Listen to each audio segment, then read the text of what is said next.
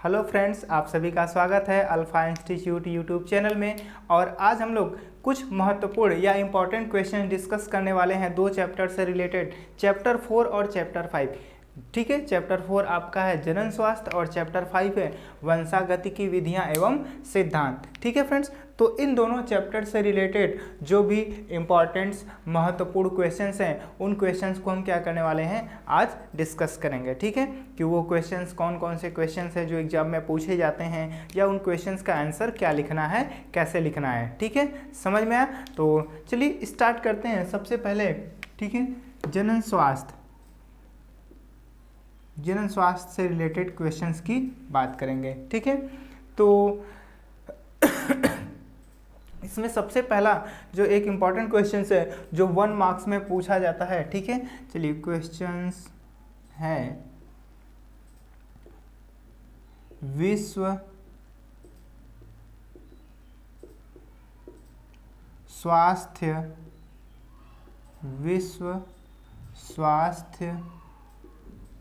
दिवस कब मनाया जाता है?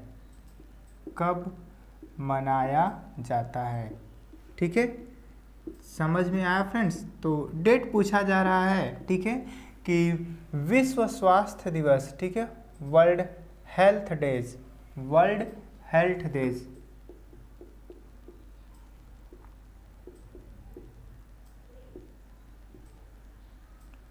कब मनाया जाता है। ठीक है, समझ में आया फ्रेंड्स? तो ये इंपॉर्टेंट क्वेश्चंस है। आपको एमसीक्यू क्वेश्चंस अगर होगा, ठीक है, तो वहाँ पे बहुत सारे डेट दिए जा सकते हैं। ठीक है, 2 या 3 4 डेट रहेंगे। ठीक है, या शॉर्ट फॉर्म में ऐसे एक 1 मार्क्स में क्वेश्चन आएगा। तो ठीक है फ्रेंड्स, इसका आंसर देखिए, इसका आंसर क्या होगा? ठीक है, 7 अप्रैल। इसका आंसर क्या है? 7 अप्रैल। 7 अप्रैल को क्या मनाया जाता है? विश्व स्वास्थ्य दिवस मनाया जाता है। और इस डेज को क्यों सेलिब्रेट किया जाएगा? लोगों को उनके स्वास्थ्य के प्रति जागरूक करने के लिए क्या किया जाता है? ये 7 अप्रैल को विश्व स्वास्थ्य दिवस मनाया जाता है फ्रेंड्स। ठीक है, समझ में आया? चलिए, तो जनन स्वास्थ्य से रिलेटेड और भी कुछ क्वेश्चंस हैं जिसको हम लोग डिस्कस करेंगे। नेक्स्ट क्वेश्चन देखिए फ्रेंड्स, एक एमसीक्यू क्वेश्चंस हो जाएगा। ठीक है, नेक्स्ट क्वेश्चन है, प्रश्न है हार्मोनल गोली का एक घटक है। क्वेश्चंस क्या है? हार्मोनल गोली का एक घटक है।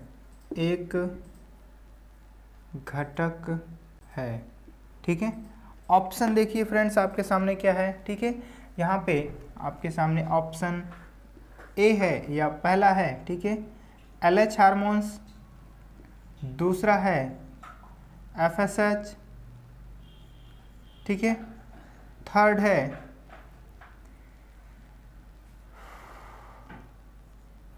PREL, ठीक है, फोर्थ है प्रोजेस्टेरॉन। ठीक है, ये 4 ऑप्शन है। ठीक है, आपके सामने हार्मोनल गोली का एक घटक है। ठीक है, तो जो हार्मोन्स की गोलियां ली जाती हैं फीमेल्स के द्वारा बर्थ को कंट्रोल करने के लिए, जन्म नियंत्रण करने के लिए, ठीक है, तो उसमें कौन सा हार्मोन्स प्रेजेंट रहता है फ्रेंड्स, यही पूछा जा रहा है। ठीक है, तो चलिए यहाँ पे 4 ऑप्शन है, चारों हार्मोन्स की भी बात कर लेंगे साथ में। ठीक है, देखिए ये जो LH हार्मोन्स है इसका फुल फॉर्म होता है ल्यूटिनाइजिंग हार्मोन्स। क्या होता है? ल्यूटिनाइजिंग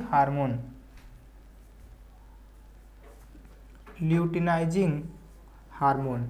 ठीक है फ्रेंड्स, ये जो हार्मोन होता है ये स्रावित होता है पिट्यूटरी ग्लैंड से या पीयूष ग्रंथि से। ठीक है, कहाँ से स्रावित होता है?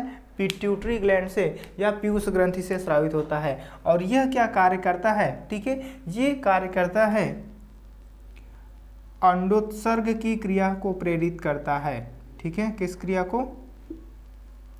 अंडोत्सर्ग प्रेरित करता है। समझ में आया फ्रेंड्स? प्रेरित करता है। ठीक है, तो देखिए एक ही क्वेश्चंस में हम लोग 3-4 क्वेश्चंस क्या कर लेंगे, प्रिपेयर कर लेंगे, हर एक के बारे में जानेंगे। तो ये इसका ऑप्शन सही नहीं है। ठीक है, FSH को फुल फॉर्म होता है फॉलिकल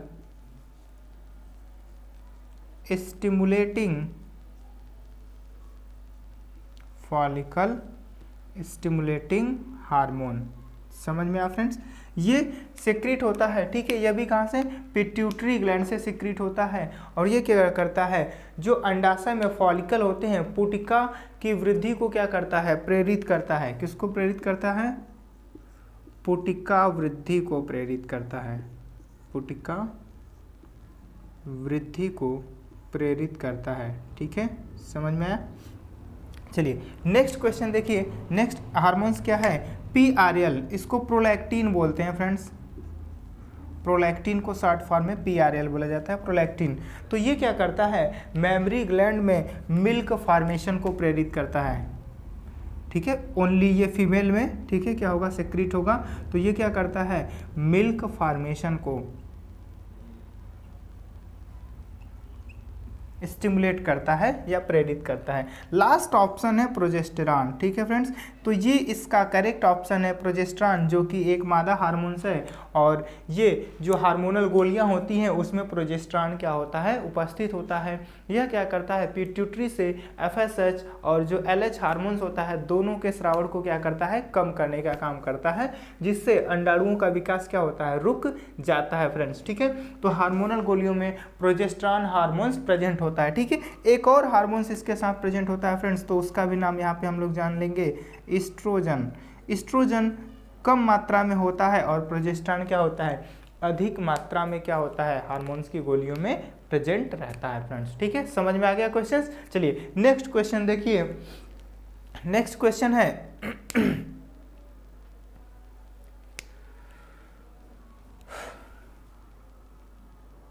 नेक्स्ट क्वेश्चन है, ठीक है।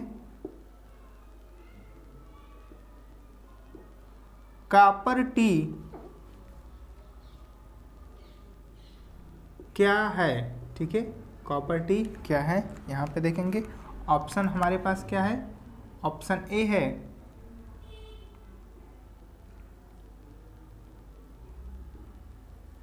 बाधा विधि, बैरियर मेथड, ठीक है। ऑप्शन बी नेचुरल या प्राकृतिक विधि, ठीक है। ऑप्शन 3 IUD, ठीक है। ऑप्शन 4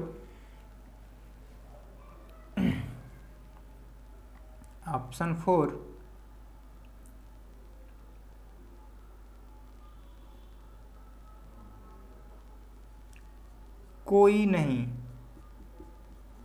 ठीक है। अर्थात इसमें से शायद हो सकता है कोई भी ऑप्शन सही ना हो, ठीक है फ्रेंड्स। समझ में आया? तो देखिए कॉपर टी क्या है? कॉपर टी एक इंट्रायूटेराइन डिवाइस होता है। क्या होता है? इंट्रायूटेराइन डिवाइस होता है। क्या किया जाता है? इसको यूट्रस में क्या किया जाता है? इम्प्लांट कर दिया जाता है। जो क्या होता है? जब स्पर्म की एंट्री होती है तो स्पर्म की एंट्री को क्या करता है, ठीक है, स्पर्म्स के फैगोसाइटोसिस प्रोसेस को इंक्रीज कर देता है, बढ़ा देता है, या यह प्रेगनेंसी को रोक देता है। सरल भाषा में आप समझ जाइए, ठीक है।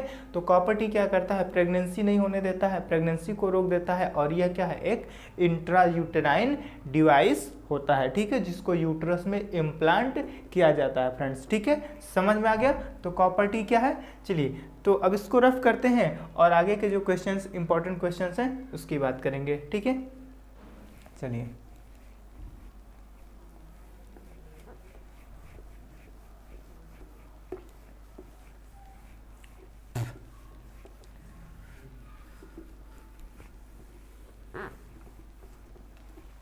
ठीक है।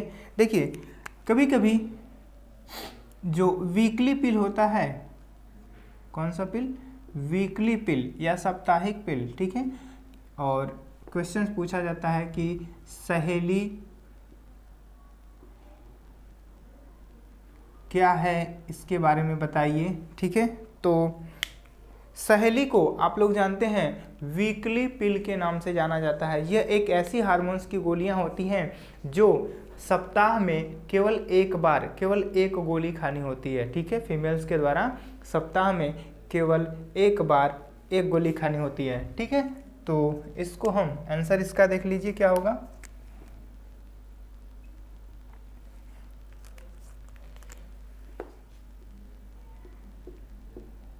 ठीक है, ये क्या होती है, एक वीकली पिल होती है या गोली होती है, ठीक है, और इसको सप्ताह में केवल एक बार खाना होता है, ठीक है, सप्ताह में एक बार, सप्ताह में एक बार, ठीक है, एक बार एक गोली, एक बार और केवल एक गोली, समझ गए ना। देखिए, और ये जो गोली है इसको बनाया गया था CDRI, कभी कभी CDRI का भी फुल फॉर्म पूछ लिया जाता है या पूछा जाता है CDRI कहाँ पे स्थित है, ठीक है। तो CDRI देखिए इसका फुल फॉर्म होता है central drug research institute, central drug research institute, समझ में आया फ्रेंड्स। इसका फुल फॉर्म क्या होता है, सेंट्रल ड्रग रिसर्च इंस्टीट्यूट। और ये जो इंस्टीट्यूट है, ठीक है, ये कहाँ पे, ये लखनऊ में, कहाँ पे, लखनऊ में स्थित है फ्रेंड्स, ठीक है, समझ में आया। तो ये जो रिसर्च इंस्टीट्यूट है इसके द्वारा बनाया गया है वीकली पिल या सहेली के नाम से जिसको जाना जाता है, और इसके बहुत ही कम क्या होते हैं, दुष्प्रभाव होते हैं, और यह एक बहुत ही अच्छी गर्भ निरोधक क्या होती है, गोली होती है फ्रेंड्स, ठीक है, समझ में आया ना। तो ये किसके द्वारा बनाया गया, CDRI के द्वारा, सेंट्रल ड्रग रिसर्च इंस्टीट्यूट के द्वारा, ठीक है। तो आइए नेक्स्ट क्वेश्चन देखिए, क्या इंपॉर्टेंट क्वेश्चन है। हाँ, कुछ शॉर्ट फॉर्म्स पूछे जाते हैं, ठीक है, क्या पूछे जाते हैं, कुछ शॉर्ट फॉर्म्स के फुल फॉर्म पूछे जाते हैं। चलिए क्वेश्चंस है, ठीक है, किसका फुल फॉर्म पूछा जाएगा, IVF का फुल फॉर्म पूछा जाएगा, जिफ्ट का फुल फॉर्म पूछा जाएगा, और गिफ्ट का भी फुल फॉर्म पूछा जाता है फ्रेंड्स, ठीक है। इन सभी का क्या पूछा जाता है, फुल फॉर्म पूछा जाता है, ठीक है, समझ में आया। तो देखिए जो IVF है इसका फुल फॉर्म क्या होगा, इसका फुल फॉर्म होता है इन विट्रो फर्टिलाइजेशन, इसका फुल फॉर्म क्या होता है, इन विट्रो फर्टिलाइजेशन, ठीक है, समझ में आना। तो जब फर्टिलाइजेशन प्रक्रिया कहाँ पे, प्रयोगशाला में टेस्ट ट्यूब में कराई जाती है, कहाँ पे, प्रयोगशाला में टेस्ट ट्यूब में कराई जाती है, तो इस प्रोसेस को बोला जाता है इन विट्रो फर्टिलाइजेशन, ठीक है, समझ में आना, क्या बोला जाता है, इन विट्रो फर्टिलाइजेशन, ठीक है। जिफ्ट का फुल फॉर्म देखिए क्या होगा friends, zygote intra fallopian transfer, zygote intra fallopian transfer, zygote intra fallopian transfer, ठीक है, समझ में आया फ्रेंड्स। देखो क्या किया जाता है, जो जाइगोट होता है 8 सेल स्टेज में, जो एम्ब्रियो होता है, जाइगोट होता है, उसको यहाँ पे फैलोपियन ट्यूब में ट्रांसफ़र कर दिया जाता है जाइगोट को। इसी प्रोसेस को क्या बोला जाता है, जाइगोट इंट्रा फैलोपियन ट्रांसफ़र। और ये किस स्टेज में रहती है फ्रेंड्स, 8 सेल स्टेज में ट्रांसफ़र यहाँ पे किया जाता है, ठीक है। नेक्स्ट है गैमिट जिफ्ट, GIFT, इसका फुल फॉर्म होगा friends gamete intra fallopian transfer, ठीक है। तो फैलोपियन ट्यूब में ही ट्रांसफ़र किया जाएगा। तो पहले तो यहाँ पे जिफ्ट में ये जो ZIFT है, ठीक है, इसमें जाइगोट इंट्राफैलोपियन में यहाँ पे जाइगोट को ट्रांसफ़र किया जाता था। लेकिन जो गैमिट इंट्राफैलोपियन ट्रांसफ़र है, इस प्रोसेस में क्या किया जाएगा, गैमिट को ट्रांसफ़र किया जाता है। किसको, गैमिट को, गैमिट्स को, लाइक एग सेल या स्पर्म को, ठीक है, एग सेल या स्पर्म को क्या किया जाता है, ट्रांसफ़र किया जाता है। समझ में आया फ्रेंड्स। तो ये फुल फॉर्म्स, ठीक है, पूछे जाते हैं, ठीक है।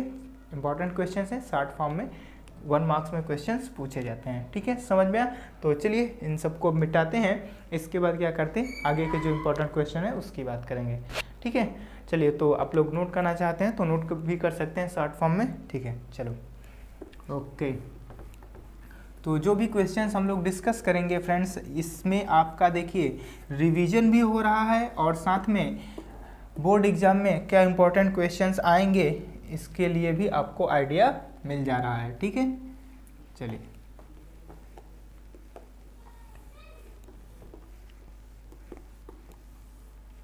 ठीक है, सबको समझ में आ रहा है ना? हाँ, चलिए, तो अच्छी बात है, समझ में भी आना चाहिए।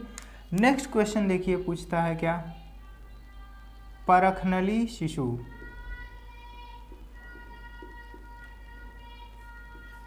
परखनली शिशु, ठीक है, test tube baby, test tube baby, ठीक है, टेस्ट ट्यूब बेबी या परखनली शिशु क्या होता है, ठीक है फ्रेंड्स। तो ये क्वेश्चंस बहुत ही इंपॉर्टेंट है, ठीक है, एग्जाम में कई बार पूछा गया है और पूछा भी जाएगा, ठीक है। परखनली शिशु या टेस्ट ट्यूब बेबी क्या होता है, ठीक है।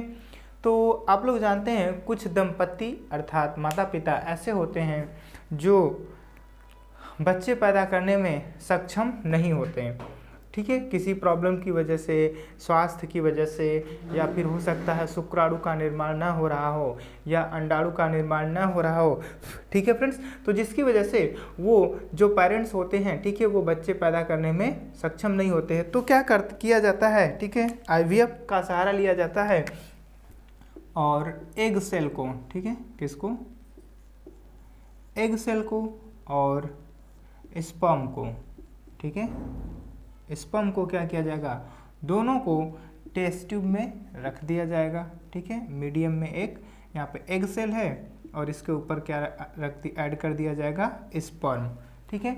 तो ये स्पर्म क्या करता है, इसको फर्टिलाइज कर देता है, एग को फर्टिलाइज कर देता है और फिर यहाँ पे जो जाइगोट बनता है, इस जाइगोट को, इससे क्या बन जाएगा, जाइगोट या एम्ब्रियो। अब इस जाइगोट को कहाँ पे, फैलोपियन ट्यूब में ट्रांसफर कर दिया जाता है, फैलोपियन ट्यूब में ट्रांसफर कर दिया जाएगा, फीमेल के बॉडी में ट्रांसफर कर दिया जाएगा या यूट्रस में ट्रांसफर कर दिया जाता है। तो इस प्रकार से जो शिशु बनता है, जो इस जाइगोट से जो शिशु जन्म लेता है, ठीक है, उस शिशु को क्या कहते हैं, टेस्ट ट्यूब बेबी कहते हैं या परखनली शिशु कहते हैं फ्रेंड्स, ठीक है। और विश्व की सबसे पहली जो परखनली शिशु थी उसका नाम था लुईस ब्राउन, ठीक है, क्या नाम था उसका, लुईस ब्राउन फ्रेंड्स, ठीक है। तो लुईस ब्राउन विश्व की पहली परखनली शिशु महिला थी, ठीक है, विश्व की पहली परखनली शिशु कौन थी, लुईस ब्राउन थी, महिला थी, ठीक है, समझ में आया फ्रेंड्स। तो ये टेस्ट ट्यूब बेबी या परखनली शिशु बहुत ही इंपॉर्टेंट क्वेश्चंस है, ठीक है, MCQ में, ठीक है, आपका क्वेश्चंस पूछा जा सकता है, ठीक है। पहली परखनली शिशु कौन थी, लुईस ब्राउन थी, ठीक है। चलिए, कुछ और इम्पोर्टेंट क्वेश्चंस की बात करते हैं। हाँ, ठीक है, देखिए और इम्पोर्टेंट क्वेश्चंस क्या पूछा जाता है यहाँ पे,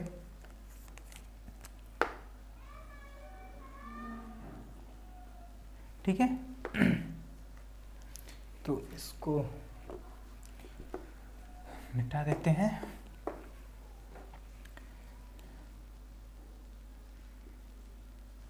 ट्यूबेक्टोमी,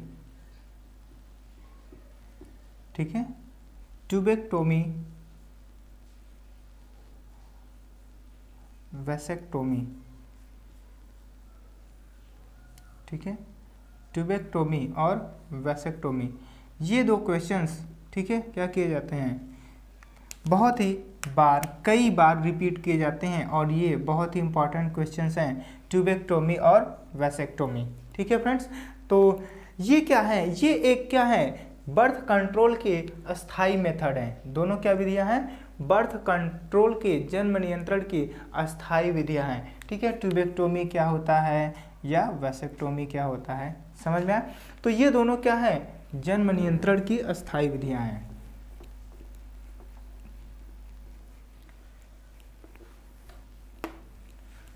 ठीक है, क्या है ये दोनों विधि? जन्म नियंत्रण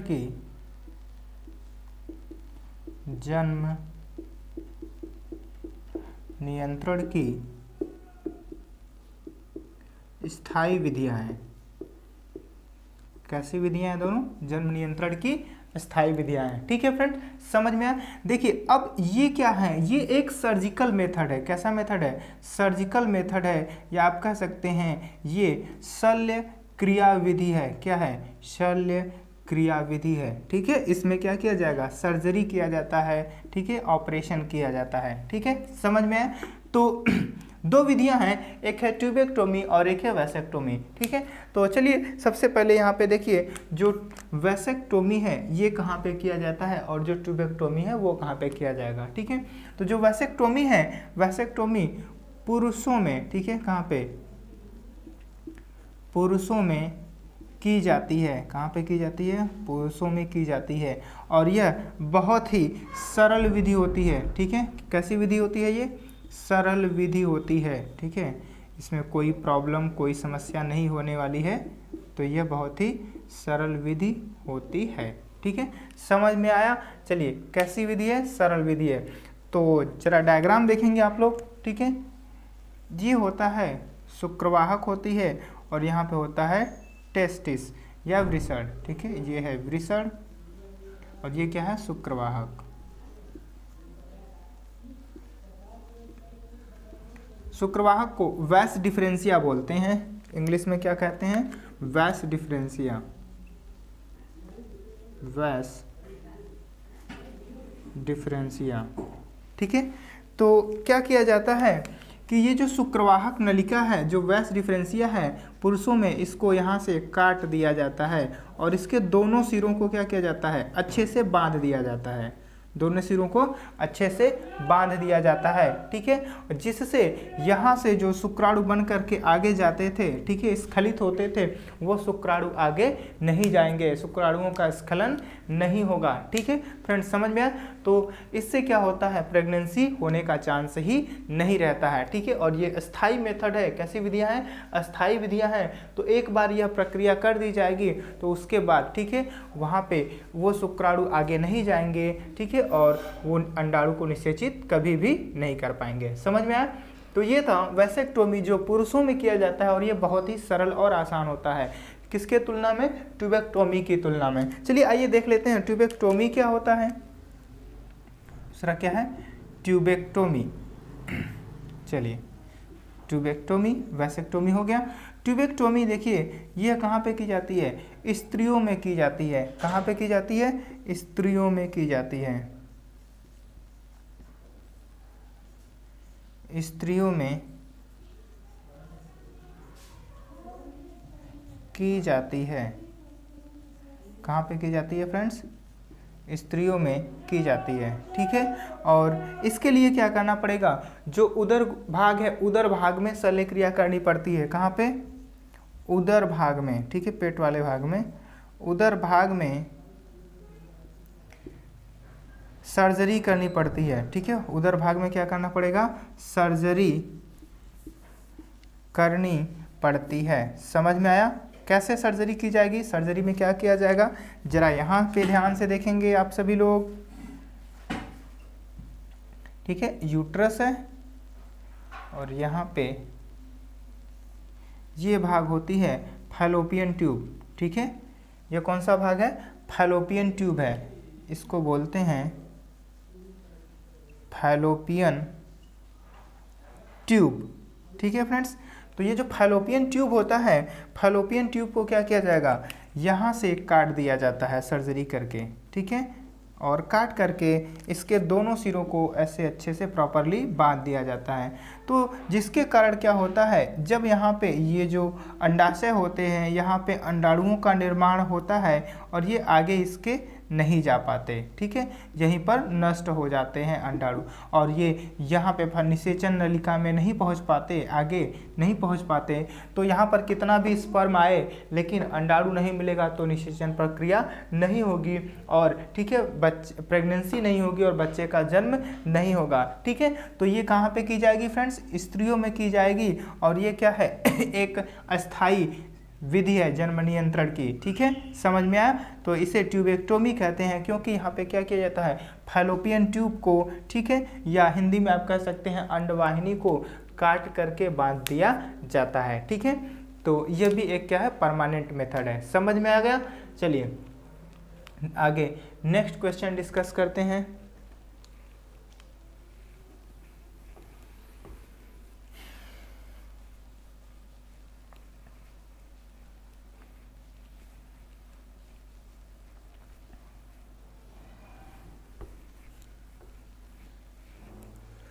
ठीक है, चलिए, तो कभी कभी क्वेश्चन पूछा जाता है यौन संचारित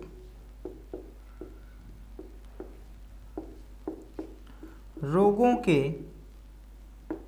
नाम लिखिए। यौन संचारित रोगों के नाम लिखिए। समझ में आया। ठीक है, तो देखिए कुछ इंपॉर्टेंट डिजीज हैं जैसे सिफिलिस, ठीक है, गोनोरिया और एड्स।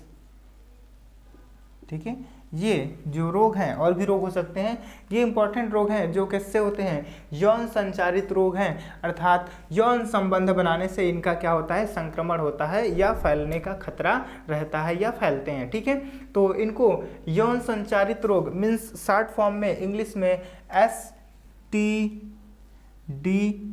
भी कहते हैं, STDs। ठीक है, तो STD का मतलब यहाँ पे जो टेलीफोन वाला STD नहीं है, यहाँ पे इसका मतलब होता है सेक्सुअली ट्रांसमिटेड डिजीज। ठीक है, तो फुल फॉर्म इसका क्या होगा, सेक्सुअली ट्रांसमिटेड डिजीज। समझ में आया फ्रेंड्स। तो ये होता है सेक्सुअली ट्रांसमिटेड डिजीज या STD। ठीक है, कौन सा STD है, ये डिजीज वाला STD है। ठीक है, तो इसमें क्या होता है, यौन संबंध बनाने से सिफिलिस, गोनोरिया और एड्स जैसी बीमारियां क्या होती हैं, फैलती हैं। ठीक है, जो सिफिलिस और गोनोरिया है ये दोनों जीवाणुओं से होने वाले रोग होते हैं। ठीक है, किससे, जीवाणुओं से होने वाले रोग। जो सिफिलिस होता है किससे होता है, ट्रेपोनीमा पैलिडम, ट्रेपोनीमा पैलिडम जीवाणु से होता है। किस जीवाणु से होता है, ट्रेपोनीमा पैलिडम जीवाणु से होता है। ठीक है, और जो गोनोरिया है फ्रेंड्स, ठीक है, गोनोरिया, तो ये नाइजीरिया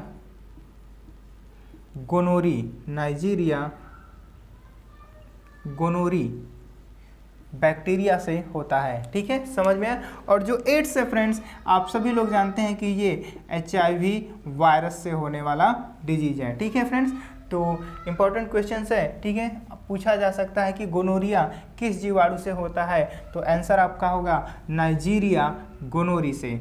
या सिफिलिस रोग किससे होता है, तो ट्रेपोनीमा पैलिडम से। ठीक है, और जो एड्स है ये किससे होता है, तो एक HIV वायरस के संक्रमण से होता है फ्रेंड्स। ठीक है, और ये ऐसे रोग हैं जो यौन संबंध बनाने से फैलते हैं। तो ऐसे रोगों से बचने के लिए क्या करना चाहिए, सुरक्षित यौन संबंध बनाना चाहिए। ठीक है, और जो भी, ठीक है, प्रोटेक्शंस हैं उसका यूज करना चाहिए, या फिर, ठीक है, मल्टीपल पार्टनर के साथ सेक्स करने से क्या करना चाहिए, बचना चाहिए फ्रेंड्स। ठीक है, समझ में आ गया। तो ये इंपॉर्टेंट डिजीज है, सेक्सुअली ट्रांसमिटेड डिजीज। चलिए, तो इसको मिटा दिया जाए।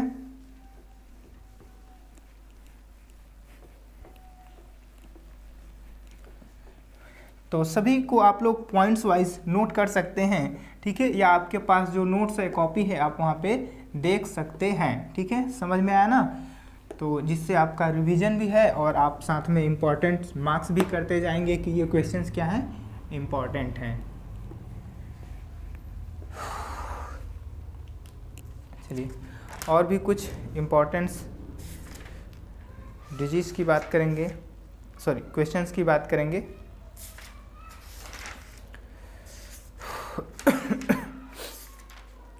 चलिए, अब हम लोग क्या करते हैं, एक क्वेश्चन चैप्टर्स से क्वेश्चंस तो हम लोगों ने डिस्कस कर लिए जनन स्वास्थ्य। नेक्स्ट हम लोग, ठीक है, अध्याय 5 वंशागति की विधियां एवं सिद्धांत से कुछ इंपॉर्टेंट क्वेश्चंस को चलिए डिस्कस करते हैं। चलिए देखिए, तो यहाँ से पहला क्वेश्चन होगा आप लोगों के लिए, ठीक है। आनुवांशिकी, ठीक है, आनुवांशिकी का पिता कहा जाता है, ठीक है। क्वेश्चंस क्या है, आनुवांशिकी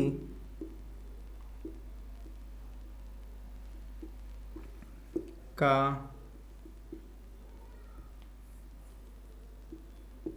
पिता कहा जाता है,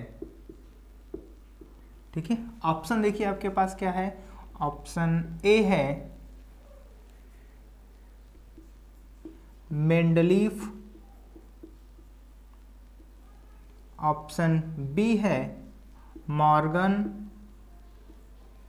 ऑप्शन सी है बैटसन और ऑप्शन डी है मेंडल।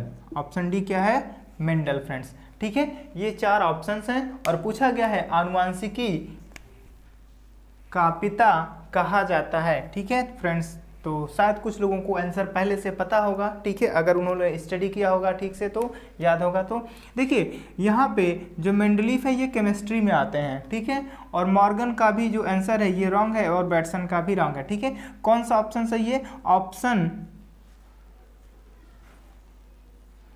डी मेंडल, ठीक है। कौन, मेंडल, जिनको आप ग्रेगर जॉन मेंडल कहते हैं, क्योंकि मेंडल ने क्या किया था, सबसे पहले यह बताया था कि आनुवांशिक लक्षण एक पीढ़ी से अगली पीढ़ी में कैसे जाते हैं, और इन्होंने अपना प्रयोग मटर के पौधे पे किया था, ठीक है। तो मेंडल को, ग्रेगर जॉन मेंडल को क्या कहा जाता है, आनुवांशिकी का पिता कहा जाता है, ठीक है। समझ में आया फ्रेंड्स। तो ये क्वेश्चंस कई बार रिपीट करता है, बहुत इंपॉर्टेंट क्वेश्चंस है, ठीक है, समझ में आया। तो ये इंपॉर्टेंट क्वेश्चंस है। नेक्स्ट देखिए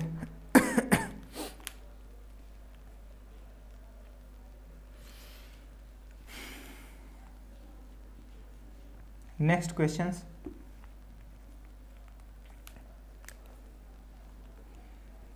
ठीक है।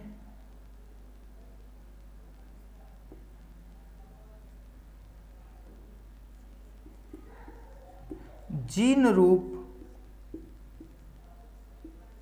तथा दृश्य रूप का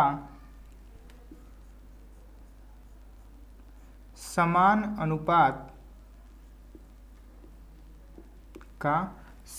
अनुपात, ठीक है,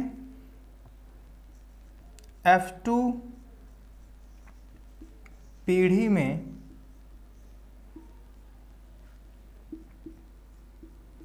प्राप्त होता है, ठीक है। बताया गया है कि जीन रूप मीन्स जीनोटाइप और दृश्य रूप मीन्स फिनोटाइप, दोनों का समान अनुपात मिलता है किस पीढ़ी में, F2 पीढ़ी में। और ऑप्शंस हमारे पास यहाँ पे देखिए क्या क्या है, ऑप्शन एक है सहप्रभाविता,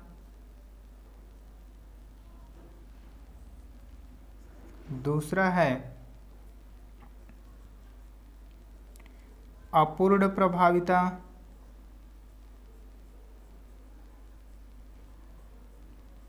ठीक है, तीसरा है सहलग्नता, ठीक है, चौथा ऑप्शन है सभी, ठीक है। चौथा ऑप्शन क्या है, सभी। तो जरा बताइए आप लोग कि कौन सा क्रॉस है, कौन सा कंडीशन है जिसमें जो अनुपात है जीन रूप और दृश्य रूप का F2 पीढ़ी में समान प्राप्त होता है, ठीक है। जो दृश्य रूप का अनुपात मिलेगा, रेशियो मिलेगा, वही किसका भी मिलने वाला है, जीन रूप का या जीनोटाइप का मिलने वाला है, ठीक है फ्रेंड्स। समझ में आ रहा है क्वेश्चन। तो यहाँ पे आपका करेक्ट ऑप्शन क्या है, जरा ये ध्यान देंगे, अपूर्ण प्रभाविता, ठीक है। तो अपूर्ण प्रभाविता को इनकम्प्लीट डोमिनेंस बोलते हैं, इनकम्प्लीट डोमिनेंस कहा जाता है, ठीक है। समझ में आया, इनकम्प्लीट डोमिनेंस, अपूर्ण प्रभाविता, ठीक है। अब यहाँ पे इसका वर्णन सबसे पहले किसने किया था, कार्ल कोरेंस। ठीक है फ्रेंड्स, तो हम लोग इस तरह से यहाँ पे देखेंगे जिससे क्या कि हमें 2-3 क्वेश्चंस एक ही क्वेश्चन से रिलेटेड सब समझ में आ जाए। तो अपूर्ण प्रभाविता को सबसे पहले किसने वर्णन किया था इसका? कार्ल कोरेंस ने किया था। और किस पौधे पे किया था फ्रेंड्स? तो मिराबिलिस जलापा, या जिसको गुलाबांस कहते हैं। ठीक है, क्या कहते हैं? गुलाबांस पौधे पर, गुलाबांस पौधे पे। ठीक है, जिसको इंग्लिश में क्या कहा जाता है? मिराबिलिस जलापा। ठीक है, और इसका जापान में एक नाम है, ठीक है, जिसको 4 o'clock प्लांट कहते हैं। इस प्लांट को क्या कहते हैं? 4 o'clock प्लांट। ठीक है, तो इसी प्लांट को 4 o'clock प्लांट कहा जाता है फ्रेंड्स। तो इस पे इन्होंने एक्सपेरिमेंट किया और F2 पीढ़ी में इन्होंने ये जो पौधा होता है इस पे लाल और ठीक है सफ़ेद रंग के पुष्प खिलते थे। तो दोनों को जब इन्होंने संकरण कराया तो इन्हें F1 पीढ़ी में पिंक या गुलाबी रंग का पुष्प खिलने वाला पौधा मिला। किस रंग का पुष्प खिलता था? गुलाबी। ठीक है, F1 में। और जब इन्होंने क्या किया, F1 को F1 के साथ क्या कर दिया, जब क्रॉस कराया तो F2 पीढ़ी में इनको क्या मिलता है? रेशियो। फ्रेंड्स रेशियो याद है? चलिए रेशियो मैं बता देता हूँ। रेशियो पूछता है कभी कभी 1:1, 1:1। ठीक है, जीन रूप और दृश्य रूप दोनों का रेशियो क्या मिलता है? 1:1 और 1:1 मिलता है फ्रेंड्स। ठीक है, तो ये रेशियो मिलता है किसका? अपूर्ण प्रभाविता का। और इसका वर्णन सबसे पहले किसने किया था? कार्ल कोरेंस ने किया था फ्रेंड्स। ठीक है, समझ में आ गया? तो ये बहुत ही इंपॉर्टेंट क्वेश्चंस है। ठीक है, चलिए इस चैप्टर से रिलेटेड जो डिजीज होते हैं, जैसे आनुवंशिक विकार होता है, ठीक है, और जो गुणसूत्री विकार हैं, ठीक है, वो या मेंडली विकार, इन सभी के बारे में भी क्या किया जाता है? पूछा जाता है फ्रेंड्स। ठीक है, चलिए तो आगे इसको मिटा दिया जाए और आगे के जो क्वेश्चंस हैं उसको डिस्कस करते हैं।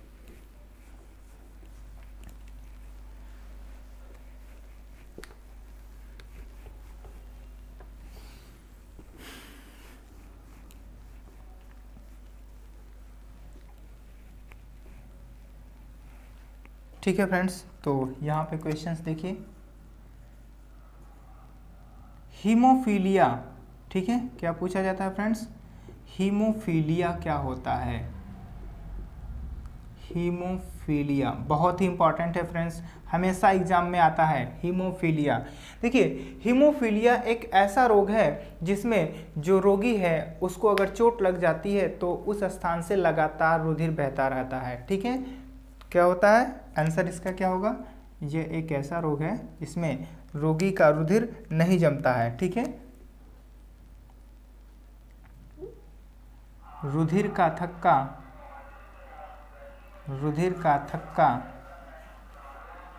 नहीं जमता, रुधिर का थक्का नहीं जमता या बनता। ठीक है, समझ में आया फ्रेंड्स? इसमें क्या होगा? रुधिर का थक्का नहीं जमता, नहीं बनता। ठीक है, क्यों नहीं बनता? क्योंकि जो रुधिर को जमाने वाला एक कारक होता है फैक्टर 8। कौन सा फैक्टर? फैक्टर 8। फैक्टर 8 की कमी हो जाती है क्योंकि इसका जो जीन है वो क्या होता है? म्यूटेट हो जाता है। ठीक है, तो फैक्टर 8 की क्या होती है? कमी होती है। समझ में आ गया?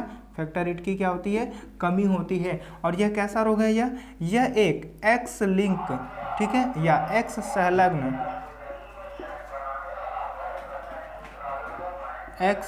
संलग्न अप्रभावी रोग होता है। कैसा रोग? अप्रभावी रोग होता है। ठीक है, एक्स संलग्न मीन्स एक्स लिंक्ड रिसेसिव रोग, इंग्लिश में क्या बोलते हैं? एक्स लिंक्ड रिसेसिव डिजीज कहते हैं, एक्स लिंक्ड रिसेसिव डिजीज या रोग कहते हैं। ठीक है, क्लियर है? समझ में आया? एक्स लिंक रिसेसिव रोग होता है। सामान्यतः इस रोग में जो स्त्रियां होती हैं वो वाहक का कार्य करती हैं और जो पुरुष होते हैं वो ज़्यादातर रोगी होते हैं। ठीक है, कैसा डिजीज है? एक्स लिंक रिसेसिव रोग है। ठीक है, तो इसलिए क्या होता है? स्त्रियां वाहक का कार्य करती हैं। जरा देखिए इसकी वंशागति कैसी होती है।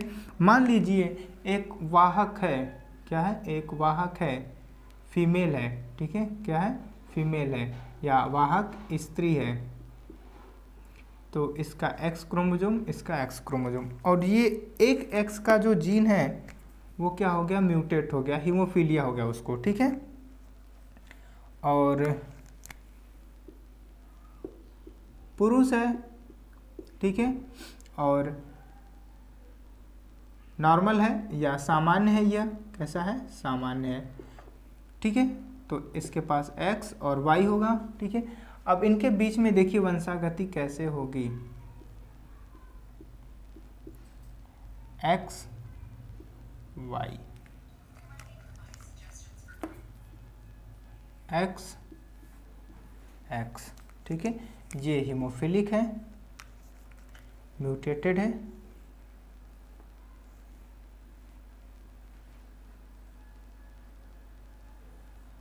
ठीक है। यहाँ पे देखिए क्या मिलने वाला है, यहाँ पे मिलेगा एक x और एक x, यहाँ पे x और y, यहाँ पे मिलने वाला है x और x। एक क्या होगा, म्यूटेटेड होगा, एक कैसा होगा, म्यूटेटेड होगा, और यहाँ पर भी मिलने वाला है x और y, ठीक है। ये कंडीशन मिलेगा। अब यहाँ पे देखिए जिसके पास सामान्य एलील है, ये क्या होगा, ये सामान्य होगा, कोई भी रोग नहीं है, कोई भी दिक्कत नहीं है, यह भी सामान्य होगा, ठीक है। और ये तो स्त्री होगी क्योंकि आपको पता है एक्स एक्स है, यहाँ पे एक्स वाई है, तो यह क्या होगा, पुरुष होगा, ठीक है, कोई प्रॉब्लम नहीं है। यहाँ पे देखिए यह क्या होगा, ये वाहक स्त्री होगी, ये किसका काम करेगी, वाहक का काम करेगी, ठीक है। और यहाँ पे ये जो है, ठीक है, ये काम करती है किसका, ये काम करता नहीं है, ये रोगी होता है, क्या होता है, रोगी पुरुष होता है, क्योंकि इसके पास देखिए एक ही एक्स क्रोमोजोम है और उसका भी जो फैक्टर वाला जीन है, एलील है, वो म्यूटेट हो गया है, तो ये रोगी हो जाता है। इसके पास क्या है, दो एक्स है, एक नॉर्मल है, एक म्यूटेटेड है, तो ये काम करता है, इसलिए यह रोगी नहीं हो पाती, यह वाहक होती है। इस तरह से क्या होता है, हीमोफीलिया रोग का वंशागति होती है, ठीक है, समझ में आ गया। चलिए आगे के कुछ इंपॉर्टेंट क्वेश्चन देखिए। हीमोफीलिया बहुत ही इंपॉर्टेंट है फ्रेंड्स। चलिए यहाँ पे हम लोग बात करने वाले हैं, नेक्स्ट क्वेश्चंस की बात करेंगे। नेक्स्ट क्वेश्चन है डाउन सिंड्रोम, सबने नाम सुना है, डाउन सिंड्रोम, ठीक है। देखिए इस डिजीज का जो वर्णन है सबसे पहले लैंगडन डाउन, किसने, लैंगडन डाउन ने किया था, इसलिए इसका नाम क्या है, डाउन सिंड्रोम है, ठीक है। इसमें होता क्या है, ठीक है, त्रिसूत्रता हो जाती है, ठीक है, क्या होती है, त्रिसूत्रता हो जाती है, या ट्राइसोमिक कंडीशन होता है, क्या होता है, ट्राइसोमिक कंडीशन डेवलप हो जाता है, 2n+1 हो जाता है, टोटल क्रोमोसोम का नंबर एक बढ़ जाता है, 47 हो जाता है, कितना हो जाता है, 47। कौन सी जोड़ी बढ़ता है क्रोमोसोम, 21वीं जोड़ी का गुणसूत्र, किस जोड़ी का, 21वीं जोड़ी का गुणसूत्र 1, 21वीं जोड़ी में एक अतिरिक्त गुणसूत्र आ जाता है, ठीक है, एक एक्स्ट्रा, या एक्स्ट्रा का मतलब अतिरिक्त क्या होता है, गुणसूत्र होता है, गुणसूत्र होता है, ठीक है, समझ में आया। इसका लक्षण क्या है, ठीक है, क्या लक्षण होता है रोगी का, जो रोगी होता है, ठीक है, मैं इसको बोल देता हूँ, आप लोगों ने पहले भी नाम सुना है, ठीक है। जो रोगी होता है उसका चेहरा या सिर क्या होता है, गोल होता है, उसका सिर क्या होता है, गोल होता है, ठीक है। गर्दन छोटी होती है, मुख क्या होता है, खुला होता है, और जीभ थोड़ी सी बाहर निकली होती है, और साथ ही साथ क्या होता है, जो मुख है, मुख से लार का श्रावण भी होता रहता है, ठीक है। उसकी जो हाथें होती हैं, हाथ की अंगुलियां होती है, मोटी मोटी ठूंठदार होती हैं, और जो हाथ है, हथेली है, इस पर क्या होता है, हथेली बहुत खुरदरी होती है, इस पर क्या होती है, रेखाएं होती हैं। तो पाम क्या होता है, क्रिएज होता है, ठीक है। हथेली कैसी होती है, खुरदुरी होती है, किसकी, डाउन सिंड्रोम के जो व्यक्ति होते हैं, रोगी होती हैं, ठीक है।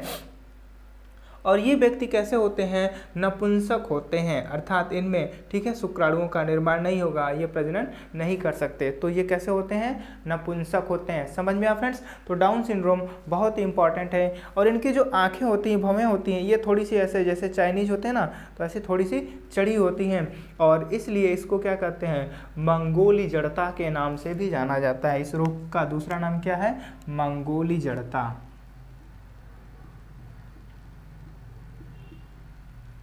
मंगोली जड़ता, ठीक है, समझ में आया फ्रेंड्स।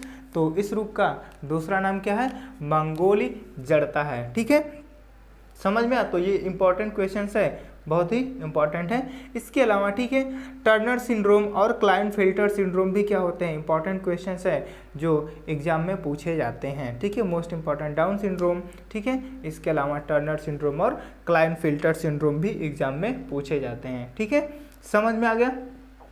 चलिए, तो इसके बाद और भी कुछ इंपॉर्टेंट क्वेश्चंस हैं, उसकी लिस्ट मैं बता देता हूँ आप लोगों को। चलिए इसको मिटा देते हैं।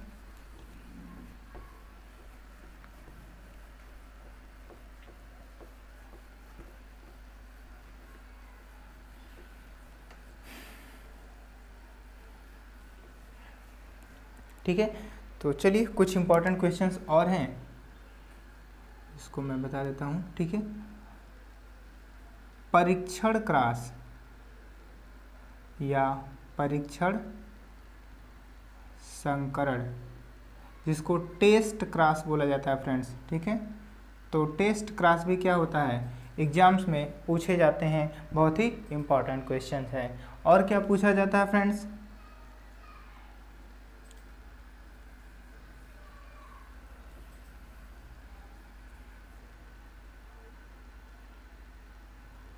सहप्रभाविता, सहप्रभाविता, ठीक है, क्या पूछा जाएगा, सहप्रभाविता क्या होता है।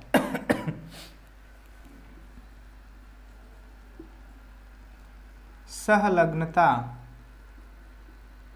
लिंकेज जिसको कहते हैं, सहलग्नता को क्या कहते हैं, लिंकेज, जिसको मॉर्गन ने अच्छे से एक्सप्लेन किया था ड्रोसोफिला पे, ठीक है, सहलग्नता। और यहाँ पे मनुष्य में लिंग निर्धारण भी पूछा जाता है, और क्वेश्चंस क्या है,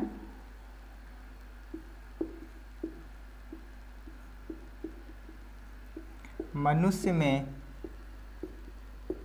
लिंग निर्धारण, ठीक है, ये क्वेश्चंस भी कई बार रिपीट करता है फ्रेंड्स, ठीक है, इंपॉर्टेंट क्वेश्चंस है, मनुष्य में लिंग निर्धारण, ठीक है, समझ में आ गया फ्रेंड्स, ठीक है। और अगर हम मेंडल के नियमों की बात करते हैं, मेंडल में हम लोगों ने 3 नियम पढ़े थे, प्रभाविता का नियम, पृथक्करण का नियम और स्वतंत्र अभ्यूहन का नियम। तो वहाँ से फ्रेंड्स 2 इंपॉर्टेंट नियम हैं जो बार बार कई बार रिपीट किए जाते हैं, ज़्यादा से ज़्यादा पूछे जाते हैं फ्रेंड्स, ठीक है, तो उन दोनों क्वेश्चंस की भी बात करेंगे। कौन कौन सा, स्वतंत्र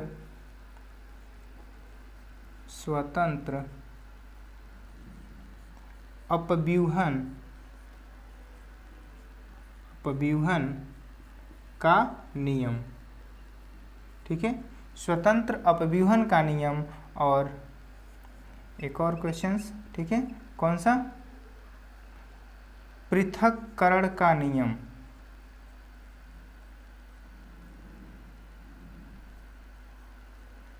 पृथक्करण का नियम, ठीक है, युग्मकों की शुद्धता का नियम भी इसी को कहते हैं, क्या कहते हैं इसे, युग्मकों की शुद्धता का नियम, ठीक है। तो ये 2 नियम मेंडल के, ठीक है, क्या किए जाते हैं, पूछे जाते हैं, स्वतंत्र अभ्यूहन का नियम, पृथक्करण का नियम, ठीक है, और जिसको युग्मकों की शुद्धता का नियम कहते हैं फ्रेंड्स, ठीक है, समझ में आ गया। तो कभी कभी जो स्वतंत्र अभ्यूहन का नियम है, इसका क्या रेशियो मिलता है, दृश्य रूप अनुपात मिलता है, यह पूछा जाता है। तो जो स्वतंत्र अभ्यूहन का नियम है, F2 पीढ़ी में इसका अनुपात मिलता है 9:3:3:1, ठीक है, 9:3:1, 3:1 मिलता है। ठीक है, समझ में आया ना। और जो पृथक्करण का नियम है, ठीक है, युग्मकों की शुद्धता का नियम है, इसका जो दृश्य रूप अनुपात होता है वो मिलता है 3:1। क्या मिलता है? 3:1 मिलता है फ्रेंड्स। ठीक है, तो ये रेशियो कभी कभी एग्जाम में पूछ दिए जाते हैं, तो रेशियो आप लोग याद रखेंगे, दृश्य रूप अनुपात। ठीक है, 9:3:1 किसका? स्वतंत्र अभिवन का नियम, और युग्मकों की शुद्धता का नियम का 3:1 मिलता है। ठीक है, समझ में आया? क्लियर है? चलिए, और क्वेश्चंस की अगर हम बात करें, चलिए, तो एक बहुत ही इंपॉर्टेंट क्वेश्चन है जिसको हम लोग यहाँ पे डिस्कस करेंगे। ठीक है, रुधिर वर्ग से संबंधित, किससे संबंधित? रुधिर वर्ग से संबंधित। तो ठीक है, चलिए,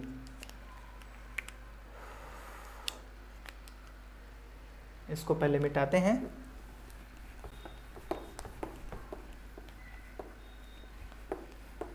तो बहुत ही इंपॉर्टेंट क्वेश्चंस एक मैं बताने वाला हूं, जिसको आप लोग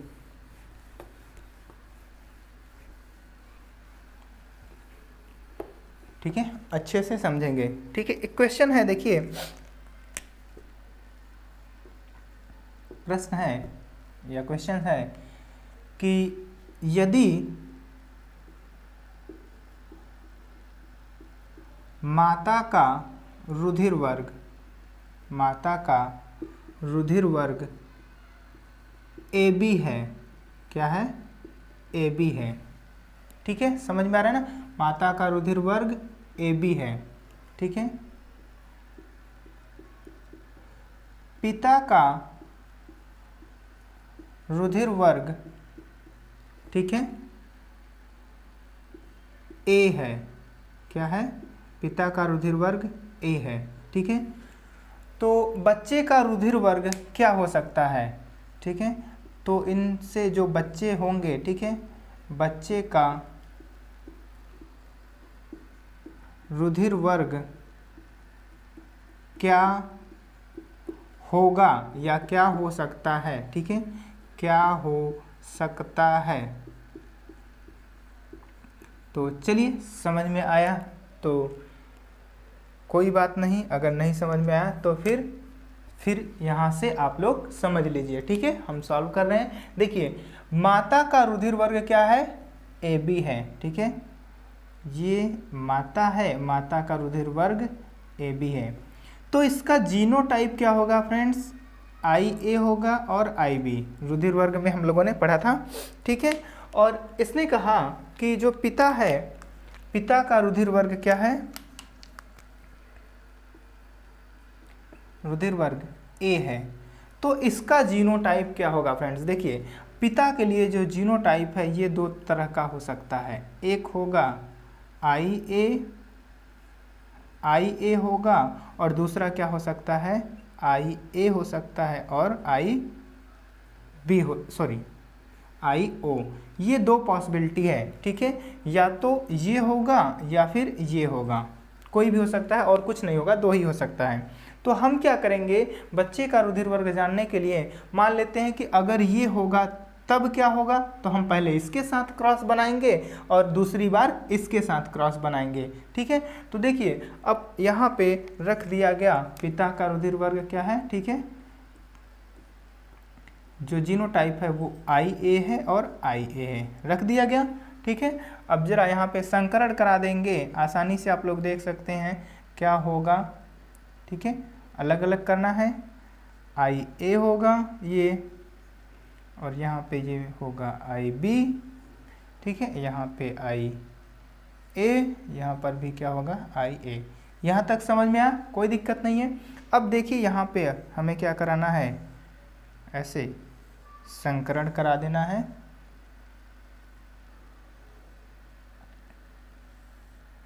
ठीक है, कोई दिक्कत नहीं होनी चाहिए। यहाँ से मिला IA, यहाँ से मिला IA, IA। ठीक है फ्रेंड्स, समझ में आ रहा है? यहाँ से मिला, इस पे क्या होगा? IA, और इस पे क्या होगा? IA, यहाँ पर भी।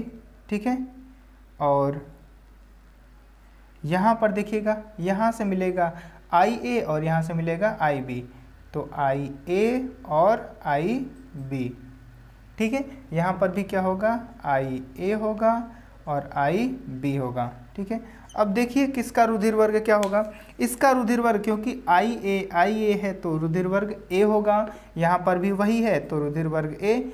आई ए आई बी, मैंने बताया था कि जो आई ए और आई बी होते हैं एलील, दोनों आपस में समान रूप से प्रभावी होते हैं, तो यहाँ पे रुधिर वर्ग क्या होता है, ए बी हो जाता है। तो अगर इसका ए बी है तो इसका भी क्या होगा, रुधिर वर्ग ए बी होगा, ठीक है। अर्थात क्या होगा, यहाँ पे इस कंडीशन में ए और ए बी दो रुधिर वर्ग क्या है, पॉसिबल हैं, ठीक है। ए भी हो सकता है और ए बी भी हो सकता है।